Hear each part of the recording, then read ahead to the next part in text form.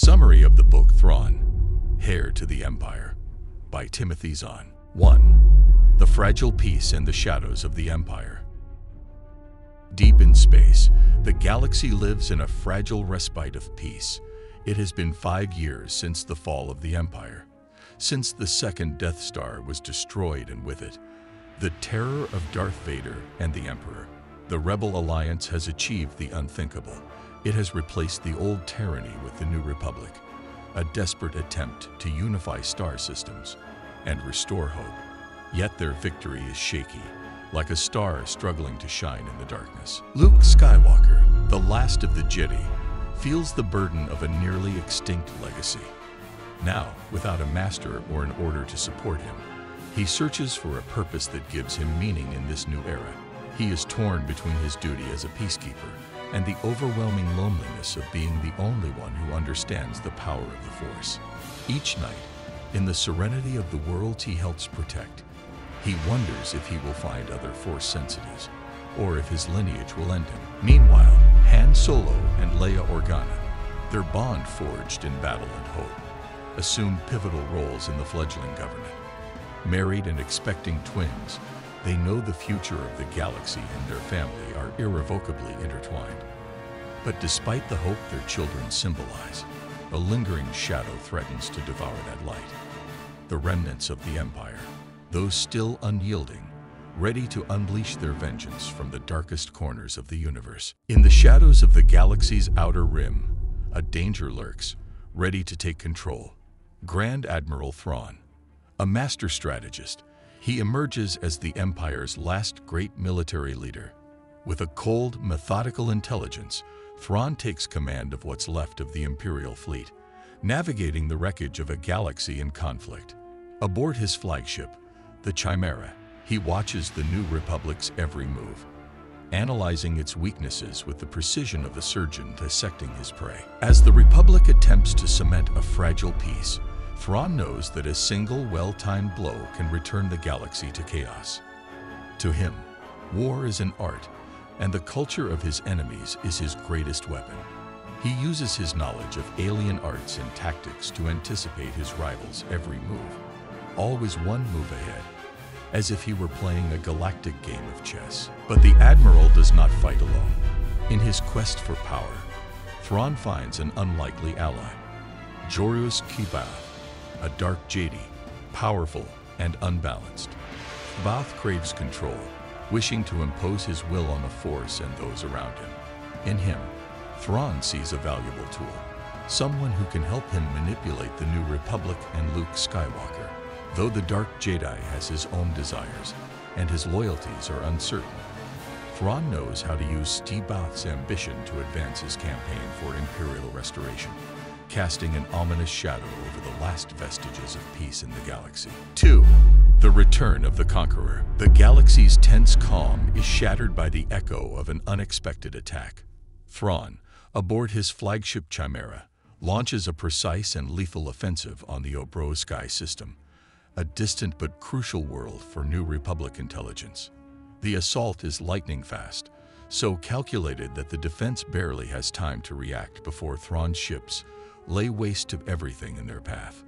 Under the Grand Admiral's ruthless leadership, Imperial commandos managed to exfiltrate the most secret data from the system's archives, stealing vital information about the Republic's movements and weaknesses. Thrawn surveys this data with eerie calm, like a predator scanning the terrain before striking. The raid is not just a show of force. It is the first step in a much more ambitious plan to resurrect the power of the Empire and crush the fragile peace the Republic is trying to maintain. Among the stolen files, he finds clues to a lost technology, a resource that could alter the course of the war and shift the balance of power in the galaxy.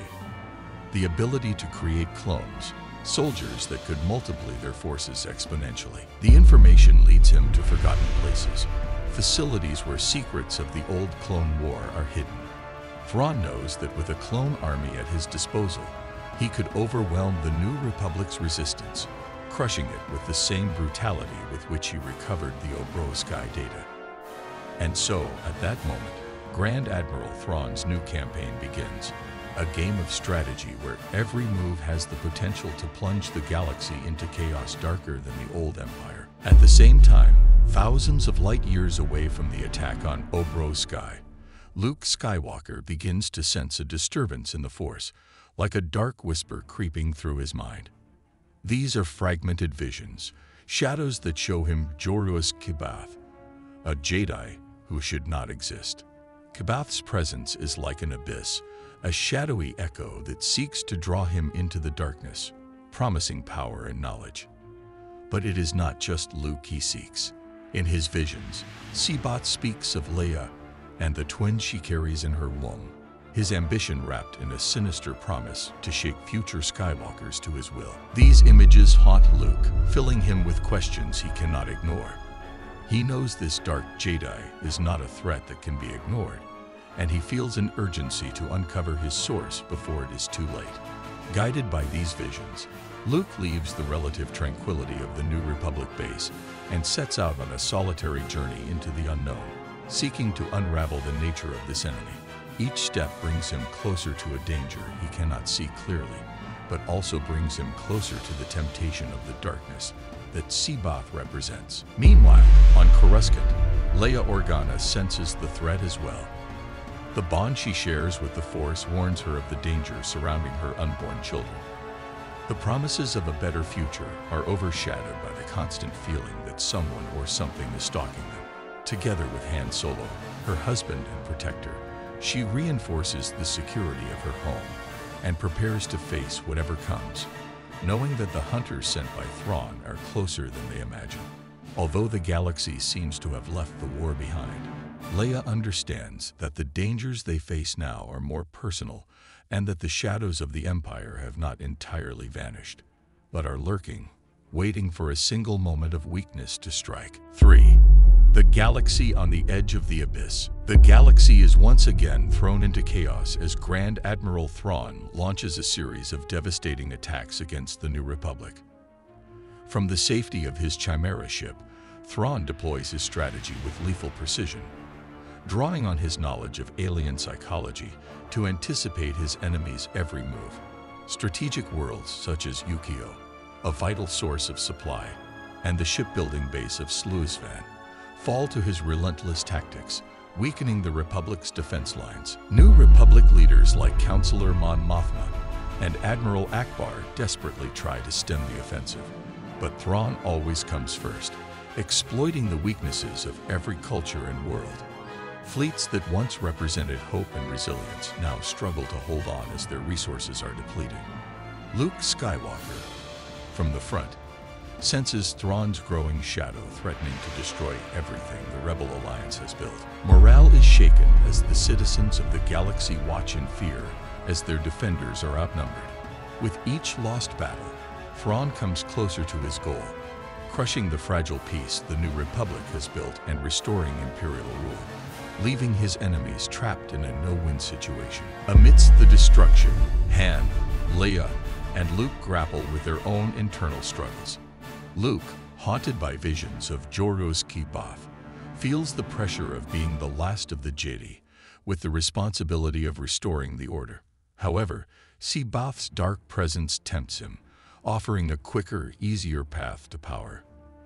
The promise of deeper knowledge and absolute power threatens to steer him off the path Obi-Wan and Yoda taught him, pushing him into an abyss from which he fears he may not be able to return. Leia, meanwhile, faces constant fear for the safety of her unborn children.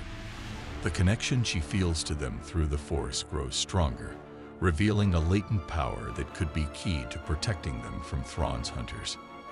But that bond also overwhelms her, and as the political leader of the New Republic, she feels the weight of deciding between the safety of her family and the fate of the galaxy. Han Solo, accustomed to the uncertainty of life among the stars, faces a deeper dilemma, the possibility of losing his family when he has finally found a purpose beyond war. Meanwhile, Thrawn discovers the perfect location for mass production of clone soldiers, a secret facility on the planet Wayland.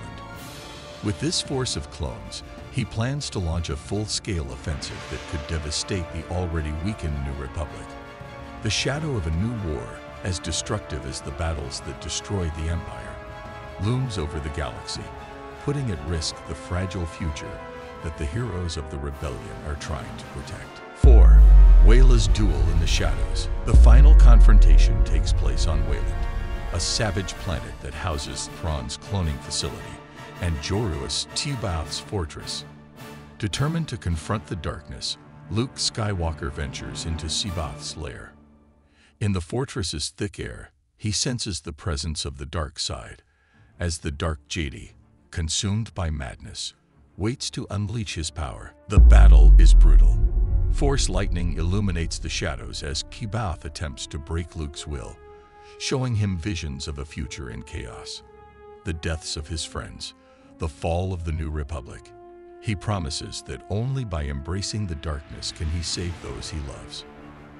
Cbaoth's words strike deep, rekindling Luke's doubts about his place in the galaxy, about whether the light can truly prevail. But Luke clings to the memory of his redeemed father, to the teachings of Yoda and Obi-Wan.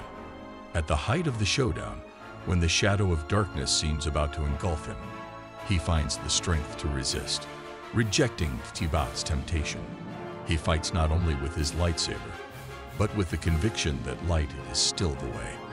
The fortress reverberates under the clash of their powers, as the battle defines the fate of the galaxy and the future of the Force. Han and Leia, along with the crew of the Millennium Falcon, infiltrate the mountains of Wayland, seeking out Thrawn's cloning facility.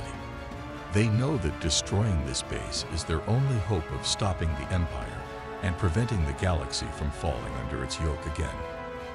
With Chewbacca bringing up the rear, they make their way through the mountain mist to the fortress entrance, dodging Imperial patrols and traps hidden in the dense vegetation. Once inside, they place explosive charges in the Sparty cylinders that produce the clones, knowing that every second counts. Thrawn's troops, alerted by the intrusion, corner them in the facility's narrow corridors. Tensions mount as detonations shake the structure, and the Millennium Falcon echoes with gunfire and explosions reverberating off the base's walls. Imperial troops press in from all sides, and the situation becomes a race against time, where every step could be the last. Amidst the chaos, Han and Leia struggle to reach the exit as the explosives do their work, destroying the cloning equipment and reducing hopes of an Imperial resurgence to dust and flames.